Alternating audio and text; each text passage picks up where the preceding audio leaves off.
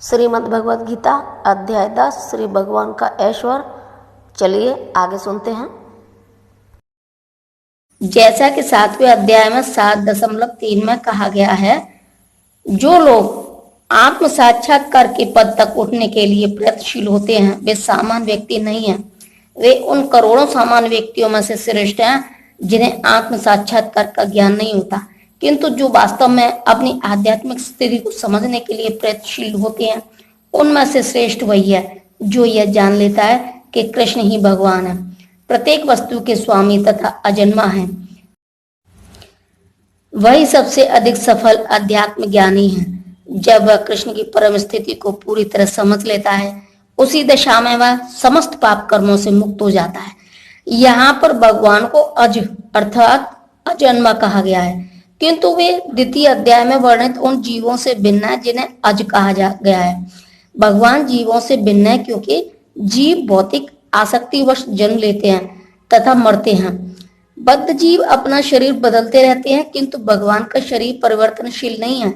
यहाँ तक कि जब वे श्लोक में आते हैं तो भी उसी अजन्मा रूप में आते हैं। इसलिए चौथे अध्याय में कहा गया है कि भगवान अपनी अतरंगा शक्ति के कारण अपराशक्ति माया के अधीन नहीं है, अपितु पराशक्ति में रहते हैं। इस श्लोक के वेति लोक यानी कि महेश्वरम शब्दों से सूचित होता है कि मनुष्य को यह जानना चाहिए कि भगवान कृष्ण ब्रह्मांड के सभी लोकों के परम स्वामी हैं। वे सृष्टि के पूर्व थे और अपनी सृष्टि से भिन्न हैं। सारे देवता इसी भौतिक जगत में उत्पन्न हुए, किंतु कृष्ण अजन्मा है।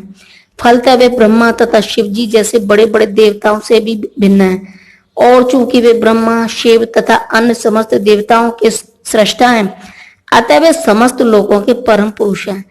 अतएव श्री कृष्ण उस हर वस्तु से भिन्न है जिसकी सृष्टि हुई है, और जो उन्हें इस रूप में जान लेता है वह तुरंत ही सारे पाप कर्मों से मुक्त हो जाता है। परमेश्वर का ज्ञान प्राप्त करने के लिए मनुष्य को समस्त पाप कर्मों से मुक्त होना चाहिए।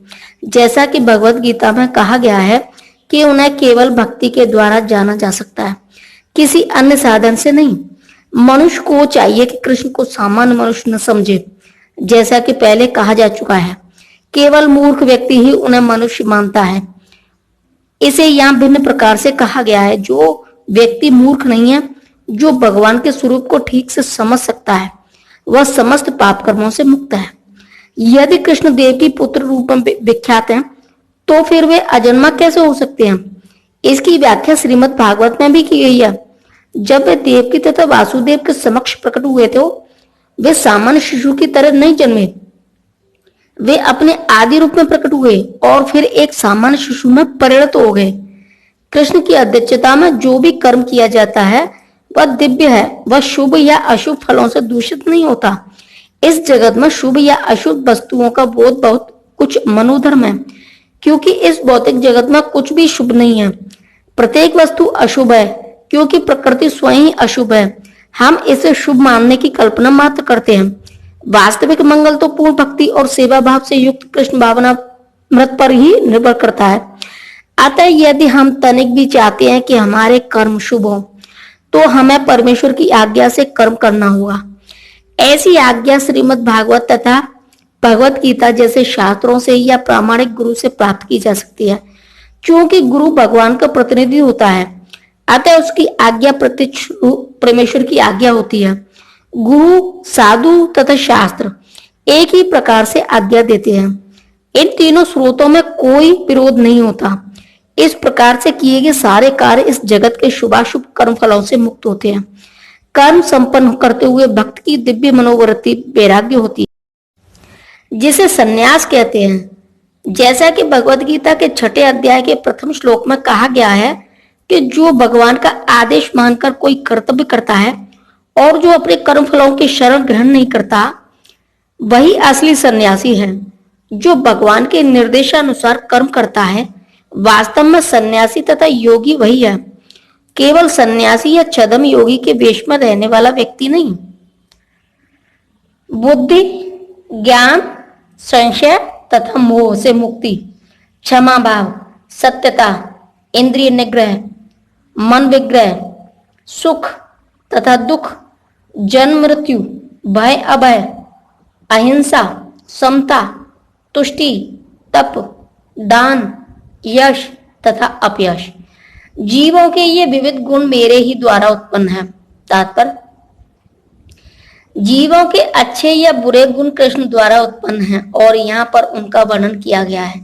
बुद्धि का अर्थ है नीर क्षीर विवेक करने वाली शक्ति और ज्ञान का अर्थ है आत्मा तथा पदार्थ को जान लेना। विश्वविद्यालय की शिक्षा से प्राप्त सामान्य ज्ञान मात्र पदार्थ से संबंधित होता है। यहाँ इसे ज्ञान नहीं स्वीकार किया गया है। ज्ञान का अर्थ है आत्मा तथा भौतिक पदार्थ के अंतर को जानना। आधुनिक शिक्षा में आत्मा के विषय में कोई ज्ञान नहीं दिया जाता, केवल भौतिक तत्वों तथा शारीरिक आवश्यकताओं पर ध्यान दिया जाता है। फलस्वरूप शैक्षिक ज्ञान पूर्ण नहीं है। असम्मोह अर्थात संशय तथा मोह से मुक्ति तभी प्राप्त हो सकती है जब मनुष्य झिझकता नहीं है और दिव्य दर्शन को समझता है। वह धीरे धीरे निश्चित रूप से मोह से मुक्त हो जाता है। हर बात को सतर्कता पूर्वक ग्रहण करना चाहिए। आंख मूंद कर कुछ भी स्वीकार नहीं करना चाहिए। क्षमा का अभ्यास करना चाहिए। मनुष्य को सहिष्णु होना चाहिए और दूसरों के छोटे छोटे अपराध क्षमा कर देने चाहिए। सत्यम का अर्थ है कि तथ्यों को सही रूप में अन्यों के लाभ के लिए प्रस्तुत किया जाए। तथ्यों को तोड़ना मरोड़ना नहीं चाहिए। सामाजिक प्रथा के अनुसार कहा जाता है कि वही सत्य बोलना चाहिए जो अन्यों को प्रिय लगे, किंतु यह सत्य नहीं है। सत्य को सही सही रूप में बोलना चाहिए जिससे दूसरे लोग समझ सकें कि सच्चाई क्या है। यदि कोई मनुष्य चोर है और यदि लोगों को सावधान कर दिया जाए कि अमुक व्यक्ति चोर है तो यह सत्य है। यद्यपि सत्य कभी कभी अप्रिय होता है, किंतु सत्य कहने में संकोच नहीं करना चाहिए। सत्य की मांग है कि तथ्यों को यथारूप में लोकहित के लिए प्रस्तुत किया जाए। यही सत्य की परिभाषा है। जय श्री कृष्ण।